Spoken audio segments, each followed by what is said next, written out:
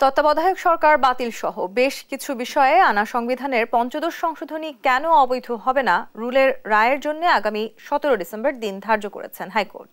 বৃহস্পতিবার বিচারপতি ফারাহ মাহবুব ও বিচারপতি দেবাশিস রায়চৌধুরীর হাইকোর্ট বেঞ্চ রায়ের এই দিন ধার্য করেন।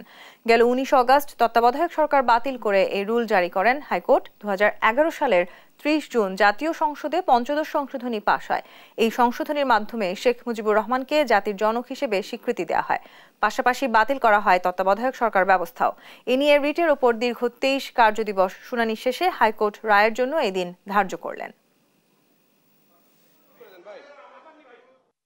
পঞ্চদশ সংশোধনীকে চ্যালেঞ্জ করে যে রিট পিটিশন করা হয়েছে সব শেষ করে আজকে কবে রায়ের জন্য এই মামলা আসবে তা নির্ধারণের তারিখ ছিল।